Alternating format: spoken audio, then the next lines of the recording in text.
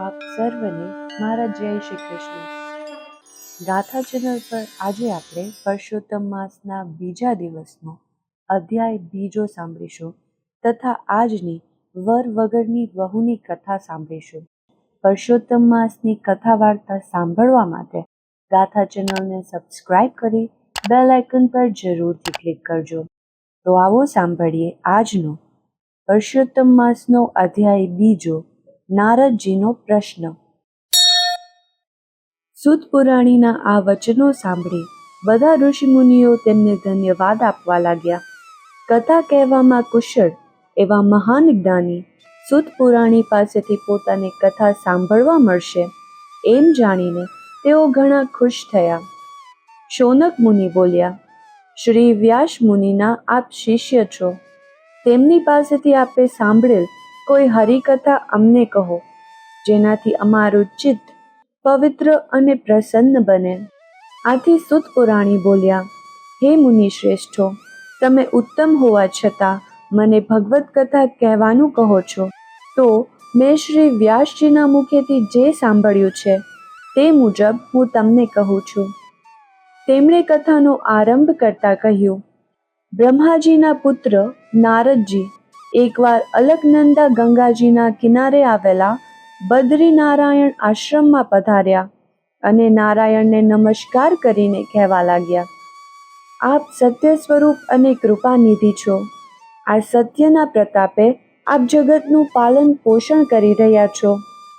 આપ સાક્ષાત નારાયણ હોવા છતાં તપશ્ચર્યા કરી મૃત્યુલોકના માનવીઓને બોધ આપો છો, પરંતુ હજી તેમને બોધ લાગ્યો હોય તેમ લાગતું નથી.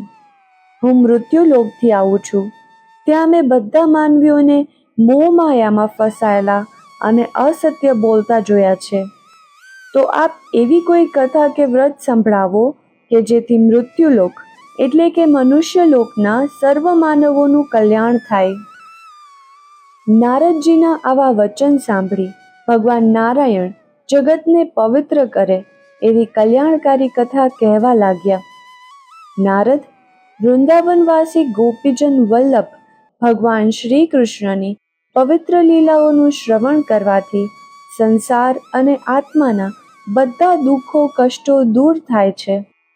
હું તમને પરસોત્તમ ભગવાનની પવિત્ર કથા કહી સંભળાવું છું, તે તમો સાંભળો.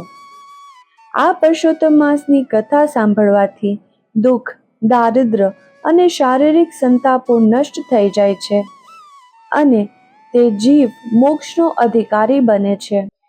આથી નારદે તેમને પૂછ્યું, હે પ્રભુ, આ પરસોત્તમ માસ કયો માસ છે? તેનું મહાત્મ્ય શું છે? તેના અધિષ્ઠાતા દેવ કોણ છે? આ બધી બાબત વિસ્તારપૂર્વક મને કહો. સૂત પુરાણીએ આગળ કહ્યું, હે મુનિ શ્રેષ્ઠો, નારદજીનું આ નિવેદન સાંભળી ભગવાન નારાયણે કહ્યું, હે નારદ, પરસોત્તમ એ એક મહિનાનું નામ છે. તેના અધિષ્ઠાતા પુરુષોત્તમ ભગવાન હોવાથી આ માસનું નામ પરસોત્તમ માસ પડ્યું છે. આ માસમાં વ્રત, તપ અને દાન કરવાથી પરસોત્તમ ભગવાન સંતુષ્ટ થઈ અનંત ફળ આપે છે. નારદજીએ વધુ માહિતી મેળવવાના હેતુથી આગળ પૂછ્યું, કયા મહિનાને પરસોત્તમ માસ કહેવામાં આવે છે? આ માસમાં વ્રત, તપ અને ઉપવાસ કેવી રીતે કરવા? આ વ્રત કરનારને શું ફળ મળે? જગતમાં દુઃખોનો પાર નથી. હું તેમાંથી તેઓને શાંતિને દિલાસો મળે તેવો સરળ ઉપાય સૂચવવા વિનંતી કરું છું. સૂત પુરાણી આગળ બોલ્યા, હે મુનિ શ્રેષ્ઠો, નારદજીની આ વિનંતી સાંભળીને ભગવાન નારાયણે મૃત્યુલોકના માનવીઓ પર કૃપા કરીને પવિત્ર પરસોત્તમ માસના મહાત્મ્યની કથા કહેવાની શરૂ કરી. તે કથા જ તમારી સમક્ષ હું રજૂ કરીશ. શ્રી બૃહનારદીય પુરાણના પરસોત્તમ મહાત્મ્યનો શ્રી નારદજીનો પ્રશ્ન નામનો બીજો અધ્યાય સંપૂર્ણ. હવે પરસોત્તમ માસની પાવન કથા સાંભળીએ. વર વગરની વહુની કથા. એક ગામમાં બ્રાહ્મણ અને બ્રાહ્મણી રહેતા હતા. તેઓ પૈસે ટકે સુખી હતા, પ્રૌઢ ઉંમરે પહોંચ્યા હતા. બધી વાતનું તેઓને સુખ હતું, પણ એક વાતથી તેઓ દુઃખી રહેતા હતા. તે દુઃખ હતું નિસંતાનપણું. તેઓ પરણ્યા ત્યારથી સંતાન માટે વલખા મારી રહ્યા હતા, પણ ઈશ્વર તેમની સામે જોતો ન હતો. હવે ઉંમરે પહોંચ્યા પછી તેમણે સંતાનની આશા છોડી દીધી હતી. હવે તો તેઓ પ્રભુપરાયણ ધાર્મિક કાર્યોમાં સમય ગાળતા હતા. એવામાં પવિત્ર પુરુષોત્તમ માસ આવ્યો. આથી બ્રાહ્મણ અને બ્રાહ્મણીએ પુરુષોત્તમ માસ નાહવાનો અને ધર્મ ધ્યાનમાં ગાળવાનો સંકલ્પ કર્યો. પુરુષોત્તમ માસ શરૂ થતાં તેઓએ વ્રત ચાલુ કર્યું. સવારે વહેલા ઉઠી બ્રાહ્મણ અને બ્રાહ્મણી બધા સાથે નદીએ નાહવા જતા. આખો દિવસ નામ જપ કરતા અને રાતે ભૂમિ ઉપર પથારી કરી સૂઈ જતા. બ્રાહ્મણ બ્રાહ્મણી પ્રૌઢ હતા, વળી ઘરમાં કામ કરનાર કોઈ હતું નહીં, તેથી ઘરનું બધું કામકાજ બ્રાહ્મણીને જ કરવું પડતું હતું. તે થાકી જતા હતા. ઉપરાંત ઘર કામમાં પુરુષોત્તમ ભગવાનની ભક્તિ કરવાનો સમય બહુ ઓછો મળતો, તેથી બ્રાહ્મણીનું દિલ દુભાતું હતું. એક દિવસ તેને વિચાર આવ્યો કે જો અમારે દીકરો હોત તો વહુ આવત, તે ઘરનું કામ કરત અને અમે પ્રભુનું ભજન કરત. આ વિચાર તેમણે બ્રાહ્મણ સમક્ષ મૂક્યો.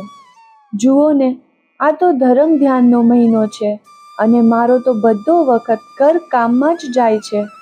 ઘરમાં વહુ હોય તો કેવું સારું પડે. એ રાંધે, ઘર કામ કરે અને આપણે નિરાતે ભગવાનનું ભજન કરીએ. બ્રાહ્મણ આ વાત સાંભળી હસવા લાગ્યો. તે બોલ્યો, તું જાણે છે કે આપણને દીકરો નથી, પછી વહુ ક્યાંથી આવે? બ્રાહ્મણીએ કહ્યું, હા, હું જાણું છું કે આપણને દીકરો નથી. દીકરો હોય તો વહુ આવવાની જ છે, પણ દીકરો ન હોય તો એ વહુ આવે, તેવું કંઈક કરો ને. વગર દીકરે વહુ લાવો તો ખરા. બ્રાહ્મણીની આ વાત સાંભળી બ્રાહ્મણ મૂંઝવણમાં મુકાઈ ગયો. તેને કંઈ સૂઝતું નહોતું. આથી બ્રાહ્મણી બોલી, હું તમને એક માર્ગ દેખાડું. તમે બહાર ગામ જાઓ અને કન્યા શોધી કાઢો. કન્યાના મા બાપ પૂછે તો કહી દેવાનું કે દીકરો કાશી ભણવા ગયો છે. સાથે વેદ પાઠ લેતા જાઓ અને કોઈ કન્યા આપવા તૈયાર હોય તો આ વેદ પાઠ સાથે તે કન્યાના ફેરા ફેરવી તમારી સાથે લેતા આવજો અને કહેજો કે ચોથો ફેરો અમારો દીકરો કાશીએથી આવશે ત્યારે ફેરવી લઈશું. બ્રાહ્મણ તો બ્રાહ્મણીની વાત સાંભળી ડઘાઈ ગયો. તે પણ મનોમન વિચારવા લાગ્યો. ત્યાં તો બ્રાહ્મણી બોલી, જેવી ભગવાનની ઈચ્છા. એકવાર કામ તો પાર પાડો, પછી જેવી હરિની ઈચ્છા. બ્રાહ્મણ તો બીજે દિવસે સવારના પહોરમાં ખભે ખડીઓ ભરાવીને પુત્રવધૂની શોધમાં નીકળી પડ્યો. ચાલતા ચાલતા જે ગામ આવે અને ત્યાં બ્રાહ્મણનું ઘર નજરે પડે ત્યાં કન્યાની ભાળ કાઢતો. આમ ફરતા ફરતા એક ગામમાં એક ગોર મહારાજના ઘરમાં રૂપાળી કન્યા તેને જોવામાં આવી. એ કન્યાને જોઈને બ્રાહ્મણની આંખો ઠરી. તેને જોઈ બ્રાહ્મણને ઘણો આનંદ થયો. તેને મનમાં થયું કે જો આવી વહુ ઘરમાં હોય તો ઘર દીપી ઉઠે. બ્રાહ્મણે ગોર મહારાજ આગળ સગપણની વાત કાઢી. ગોર મહારાજે કહ્યું, તમારી વાત માન્ય રાખું છું, પણ મૂર્તિઓ જોયા વગર સગપણ કેવી રીતે થાય? તમે છોકરાને લઈને અહીં આવો, નહીતર હું ત્યાં આવીને છોકરાને જોઈ લઉં, પછી સગપણ નક્કી કરીએ.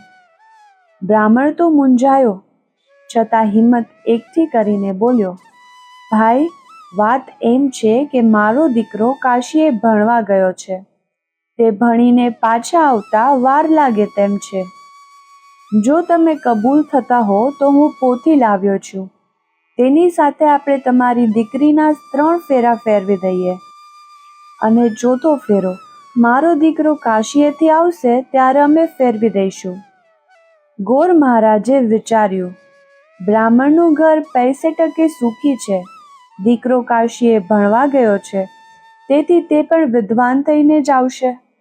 ઘરમાં પ્રૌઢ પતિ પત્ની જ છે. આવું બધી રીતે યોગ્ય ઘર મળે છે તો મોં ધોવા શા માટે જવું? આમ વિચારી તે ઘરમાં જઈને પત્નીને બધી વાત કરી.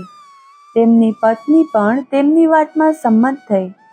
ગોર મહારાજે બહાર આવી બ્રાહ્મણને કહ્યું, અમે અમારી દીકરી તમારા દીકરા સાથે પરણાવવા તૈયાર છીએ. ઘડિયા લગ્ન લીધા. પોતી સાથે 3 ફેરા ફેરવીને ગોર મહારાજે પોતાની કન્યા બ્રાહ્મણ સાથે સાસરીએ વળાવી. બ્રાહ્મણ તો પુત્રવધૂને લઈને ઘેર આવ્યો. બ્રાહ્મણને રૂપાળી કન્યા જોઈને આનંદનો પાર ના રહ્યો. વહુના લક્ષણ તો બારણામાં. એ કહેવત મુજબ વહુએ ઘરમાં પગ મૂકતા વેત બધું કામકાજ ઉપાડી લીધું. બ્રાહ્મણીને તો નિરાત થઈ ગઈ. એ તો સુખે પ્રભુ ભજન કરવા લાગી. વહુને ઘરની ચાવીઓ સોંપી. એક દિવસની વાત છે. બ્રાહ્મણ બ્રાહ્મણી નદીએ સ્નાન કરવા ગયા હતા. વહુ ઘરમાં રસોઈ કરતી હતી. ત્યાં પડોશણ દેવતા લેવા આવી. ઘરમાં રૂપાળી વહુને જોઈ એના આશ્ચર્યનો પાર ના રહ્યો. એ પૂછવા લાગી, તમે કોણ છો? આ ઘરમાં મેં તમને પહેલી વાર જોયા. તમે બ્રાહ્મણ બ્રાહ્મણીના કોઈ સગા થતા લાગો છો. આ તો તમને પહેલી વખત અહીં જોયા તેથી પૂછું છું. વહુ બોલી, તમને ખબર નહીં હોય કે હું આ ઘરની વહુ છું. મારા સસરા પોતી સાથે 3 ફેરા ફેરવીને મને અહીં લાવ્યા છે. મારા પતિ કાશીએથી આવશે એટલે 4થો ફેરો ફરી લઈશ. આ સાંભળી પડોશણ ખડખડાટ હસવા લાગી. તે બોલી, બહેન, આ બ્રાહ્મણ બ્રાહ્મણીને કોઈ સંતાન જ નથી. તેઓ તો વાંઝ્યા છે. પડોશણની વાત સાંભળી વહુનું કાળજું ચિરાઈ ગયું અને એ રડવા લાગી. થોડી વારે બ્રાહ્મણ બ્રાહ્મણી નદીએથી નાહીને પાછા આવ્યા. વહુને રડતી જોઈ બ્રાહ્મણી પૂછવા લાગી, દીકરી, તું શા માટે રડે છે?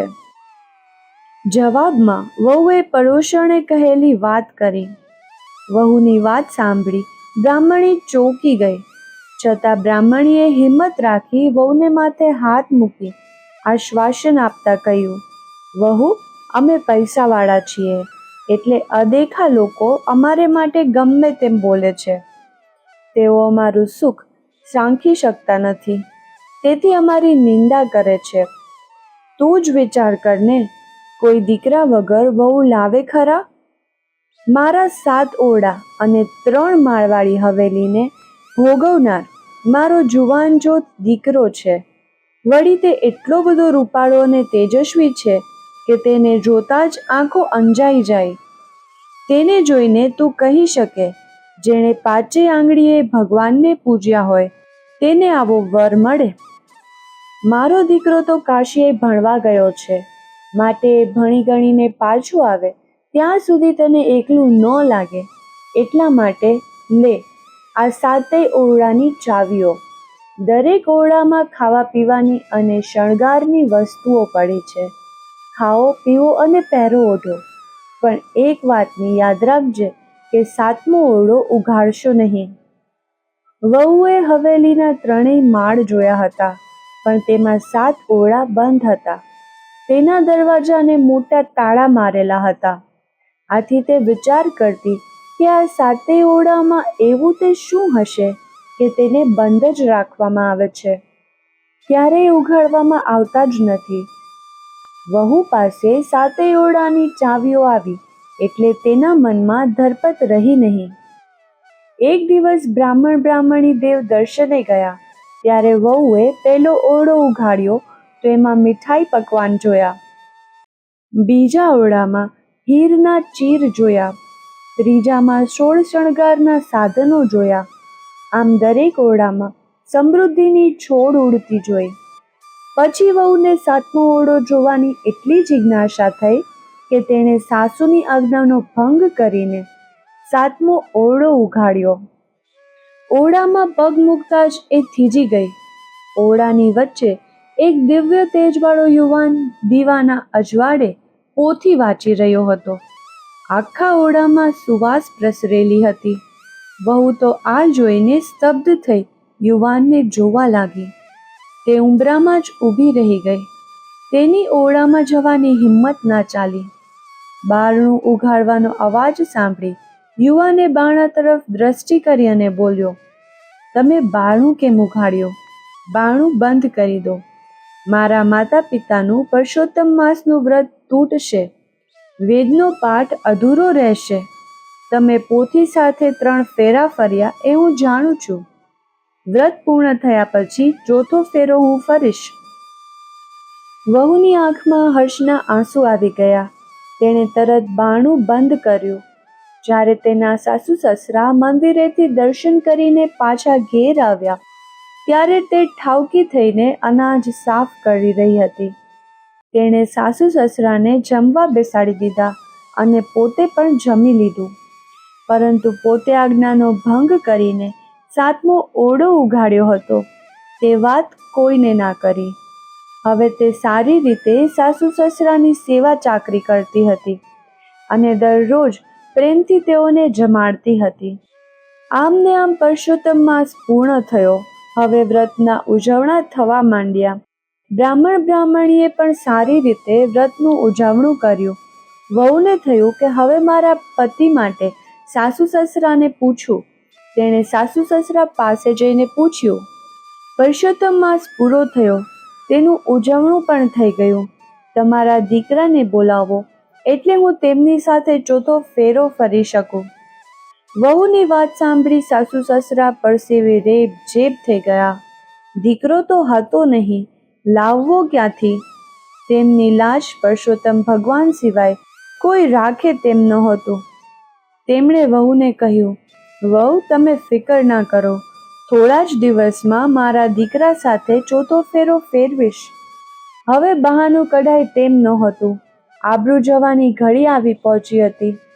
તેઓ પરસોત્તમ ભગવાનને યાદ કરી સહાય કરવા મનમાં ગણગણી રહ્યા હતા. સાસુ સસરાને મૂંઝાતા જોઈ વહુ બોલી, તમે આમ મૂંઝાવ છો શા માટે? તમારા દીકરાને બોલાવું છું. બ્રાહ્મણ બ્રાહ્મણી ચકિત થઈને એકબીજા સામે તાકી રહ્યા. તેમને લઈને વહુ 7મા ઓરડા આગળ આવી અને બારણું ઉઘાડ્યું તો ઓરડામાંથી તેજસ્વી પરસોત્તમ ભગવાન બહાર આવ્યા. યુવાનનું તેજસ્વી રૂપ જોઈને જ બ્રાહ્મણ બ્રાહ્મણી સમજી ગયા કે આ યુવાન તે જ પરસોત્તમ ભગવાન છે. તેમના વ્રતના પ્રભાવે પ્રસન્ન થઈ આ લીલા તેમણે કરી છે. તેઓ સ્વયં તેમના પુત્ર તરીકે પ્રગટ થયા છે. ભક્તની લાજ રાખવા તેઓ સ્વયં પધાર્યા છે. બ્રાહ્મણ બ્રાહ્મણી તેમના પગમાં પડ્યા અને ગળે લગાવ્યા. વહુ પણ યુવાનને પગે પડી. તે જ દિવસે બ્રાહ્મણના ઘરે ચોરી રચાઈ. ચોરીમાં ગોર મહારાજે હસ્ત મેળાપ કરી 4થો ફેરો ફેરવ્યો. આમ લગ્નવિધિ પૂર્ણ થતાં વહુ હર્ષ ઘેલી બની. બ્રાહ્મણ અને બ્રાહ્મણી પણ હર્ષ પામ્યા. તેમને તો પરસોત્તમ માસના વ્રતના પ્રતાપે તેમની લાજ રહી અને વગર દીકરે વહુ આવી. હે પરસોત્તમ ભગવાન, જેવા તમે બ્રાહ્મણ બ્રાહ્મણીને ફળ્યા તેમ પરસોત્તમ માસનું વ્રત કરનાર, નાનાર તેમજ કથા વાંચનાર અને સાંભળનાર સૌને ફળજો. બોલીએ શ્રી પરસોત્તમ ભગવાનની જય.